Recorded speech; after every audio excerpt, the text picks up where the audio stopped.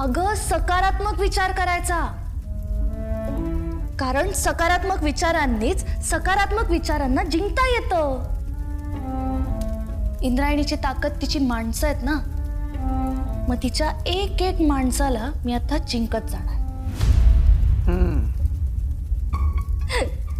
ती शकुंतला काकी ती तिच्या आईपेक्षा जास्त जवळची आहे, पण माझ्याशिवाय तिचं पानही हलत नाही.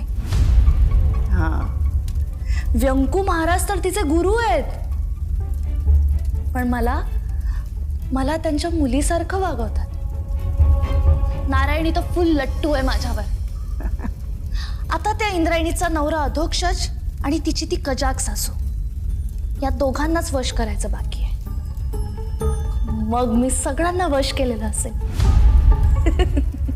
तू हे करताना तिला शंका येणार नाही असं वाटतं का तुला? फक्त शंका नाहीये, खात्री आहे मला. त्या इंद्रायणीने पुरतं ओळखलंय मला. म्हणूनच तुला त्या दोघांना मुंबईत संपवता आलं नाही. हो, नाही संपवता आलं मला, पण आता मी त्या इंद्रायणीवर अशी वेळ आणणार आहे की तिच्या घरचेच तिच्या विरोधात जातील. दिग्रसकरांच्या घरात मी माझं इतकं प्रभावी अस्तित्व निर्माण करेल ना की त्या इंद्रायणीचं अस्तित्व कायमचं पुसलं जाईल.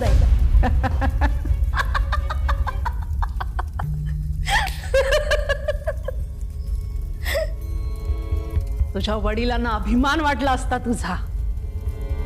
प्रगती चांगली आहे, मी कायम तुझ्या सोबत आहे.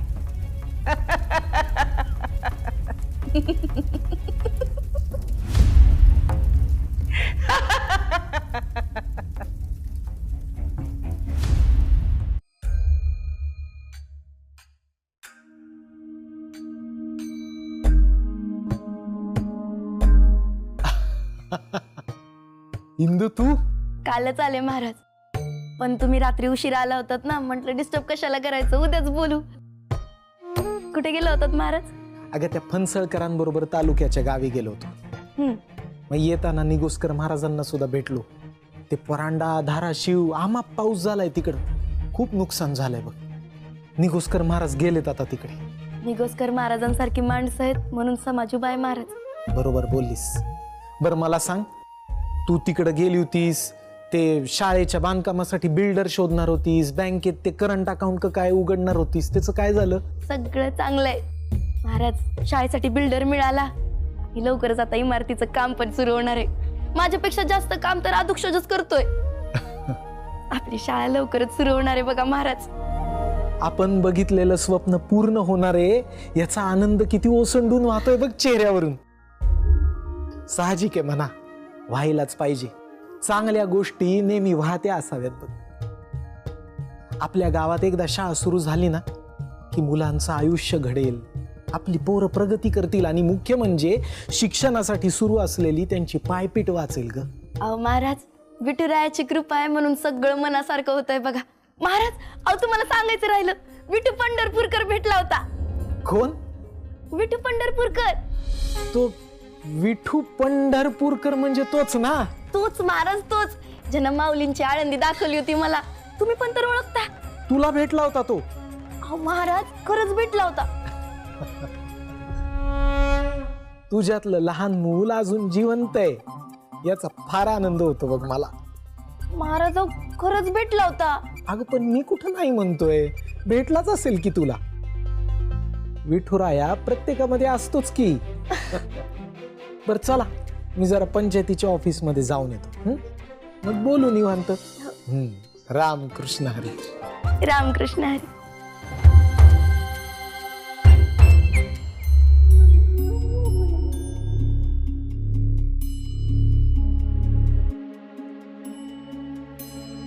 काय ग हे काय झालंय? आणि तू होतीस कुठे इतके दिवस? ते माझ्या मैत्रिणीचं लग्न होतं, मी तिथे गेले होते 3-4 दिवस. तिथे ना जरा गडबड धावपळ झाली ना, त्यात लागलं. तू नाहीस तर माझं प्रचाराचं काम पूर्णपणे थांबलंच होतं. I am so sorry doctor. No problem. आता कर जोर लावून. 2-3 दिवसात तू पळायला सुद्धा लागशील. अजून 2-3 दिवस? लोकांना 1 आठवडा लागतो. तुझा इलाज दस्तूर खुद्द डॉक्टर गोपाळ दिग्रसकर करतायत म्हणून तू लवकर दुरुस्त होशील. पण मला सांग, इतका मोठा डॉक्टर आणि या छोट्याशा गावात काय करतोय बरं? हा प्रश्न न विचारलेलाच बरा. Okay, as you wish. पण एक मात्र आहे हा. तुम्हा दिग्रसकरांमुळे विठूच्या वाडीतल्या लोकांना खूप मदत मिळते. आता तू डॉक्टर म्हणून मदत करतोयस, इंद्रायणी शाळा चालवते आणि अधोक्षज तर तो काय करतो?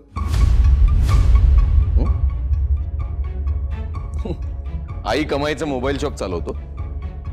Good for nothing. डॉक्टर, तुझ्या विरुद्ध तो सरपंच पदासाठी दावेदार म्हणून उभा आहे हे विसरू नको. तो माझ्या समोर काहीच करू शकणार नाही. डॉक्टर, त्याला एवढं अंडर एस्टिमेट करू नकोस. एस्पेशली तो मुंबईहून आल्यापासून गावातल्या लोकांचं मत त्याच्याबद्दल खूप प्रो झालंय. असा काय तीर मारलाय ग त्यांनी? म्हणजे तुला काहीच माहिती नाही? कशाबद्दल? शाळेबद्दल. गावातले लोक म्हणतायत की अधोक्षज महाराज दिग्रसकर आता त्यांच्यासाठी खूप काही करतील. हा भविष्यकाळ झाला श्रीकला. वर्तमान काळात मी धावतोय या गावातल्या लोकांसाठी. मी आहे ना श्रीकला, म्हणून या गावातल्या लोकांचा गावामध्येच इलाज होतोय. नाही तर उगाच इलाज करण्याकरता त्यांना तालुक्याला जावं लागलं असतं, धावपळ वाढली असती, खर्च वाढला असता. हो, पण अरे पण काय श्रीकला? पण, बिन, किंतु, परंतु या शब्दांची ॲलर्जी आहे अगं मला. हे बघ डॉक्टर, तू काम करतोयस. लोकांचं परसेप्शन जे आहे ना ते तुझं काम आहे ना श्रीकला.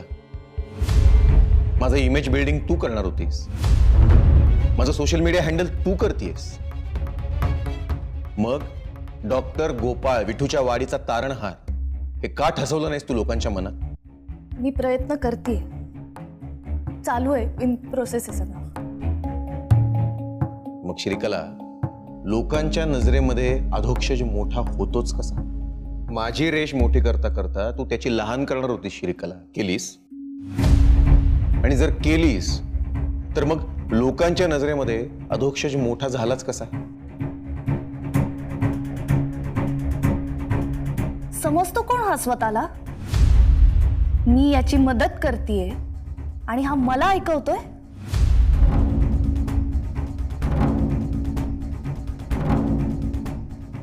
हे बघ श्रीकला, तुला जमत नसेल ना तर मला तसं स्पष्ट सांग.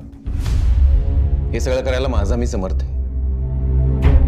अगं, ज्याला 2 वाक्य सरळ बोलता येत नाहीत तो हरवणार का मला? हवा त्याच्या बाजूने असं दिसतंय. अच्छा, मग आता बघच हा डॉक्टर गोपाळ दिग्रसकर काय करतो ते. फक्त तुला नाही, अख्ख्या गावाला कळेल. दिलेली औषधं वेळेत ये, लवकर बरी होशील. डॉक्टर गोपाळ, तुझ्या मनातली ही खदखद अशीच भडकत राहील ना याची कायम काळजी घेईन मी. तुझा राग, मनातली आग ही श्रीकला स्वतःच्या फायद्यासाठी वापरणार.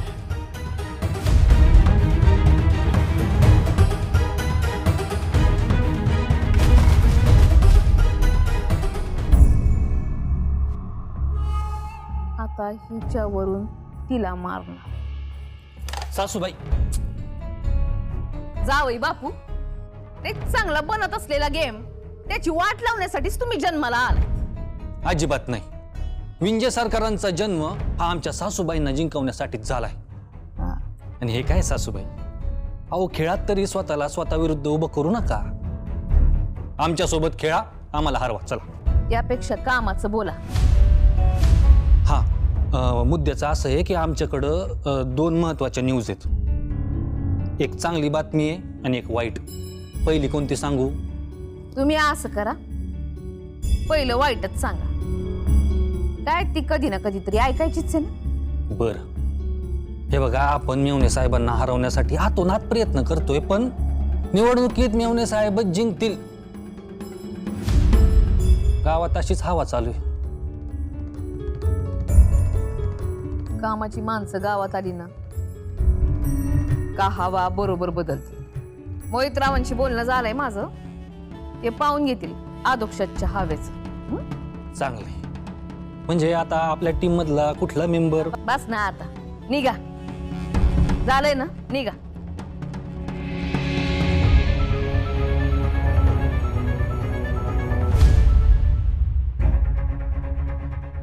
इतक्या भर पावसात मी भिजत भिजत घरी जायचंय. त्या दिवशी ना मुंबईत सुद्धा पाहू. आधी मध्ये येत होती, पण काय काल ती गावातच नव्हती वाटतं. ही श्रीकला काही गुणाची वाटना मला. काहीतरी गडबड आहे. कसली गडबडीन तू? तुला सांगितलं तर पटणार नाही. मलाच संशय ठरवशील. हे तुम्हाला न सांगता कसं काय ठरवू शकतेस? सांगून तर बघ.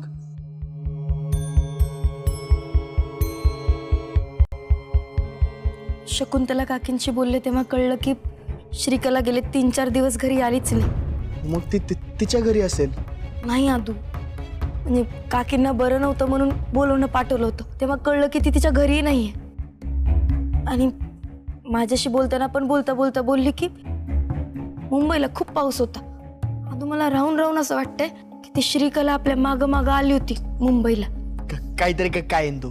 झालं ते बघ, याच्यासाठी सांगत नव्हते मी तुला काही.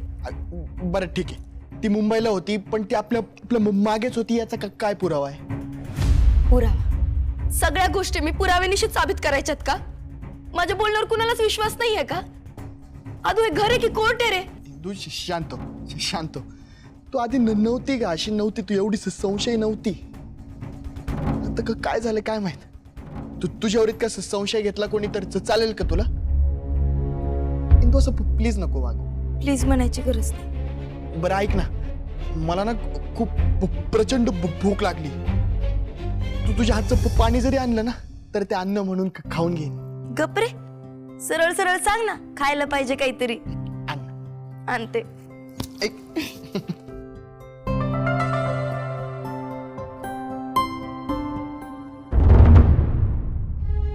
श्रीकला खरंच आमच्या मागे मुंबईला आली असेल?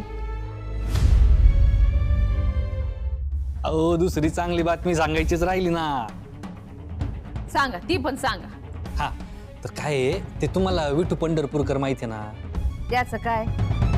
तसं नाही सासूबाई, पाठराखीनबाईंच्या संपत्तीचं विल बनवलं होतं तेव्हा तिथं कस्टोडियन म्हणून 3 लोकांच्या सह्या पाहिजे होत्या. हा, माहिती. त्यातले एक आमचे व्यंकट भाऊजी, दुसरा तो तिचा आत्तोबा, आणि तिसरा विठू पंढरपूरकर. हा, जावई बाप, तुम्ही त्याचा पत्ता शोधून काढला की काय? आम्हाला तुम्ही जितके काम चुकार वाटतात ना तितके काम चुकार नाही आहेत. सांगा. आमचं कसं आहे ना सासूबाई, विंजे सरकार आहे. आम्ही जर एखादं काम घेतलं ना तर आम्ही तुमच्याबद्दल नका सांगू, विठू पंढरपूरकर बद्दल सांगा. हा, तर काय झालं, पाठराखीनबाई ना मेवणे साहेबांना सांगत होते की पाठराखीनबाई त्यांना भेटून आल्या विठू पंढरपूरकरला. आणि शाळेचं काम सुरू झाल्यानंतर शाळेची पहिली वीट विठू पंढरपूरकर लावणार. आणि त्या ठिकाणी मी माझ्या फायद्याचं करणार आहे. बघा ना सासूबाई, अहो गावात कुठं कुठं नाही शोधला आपण त्याला. आता साक्षात स्वतःहून समोर येऊन उभं राहणार.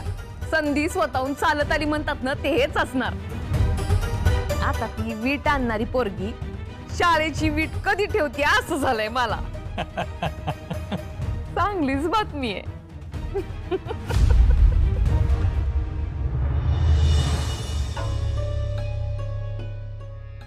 बाप रे, मराठवाड्यात किती पाऊस पडतोय,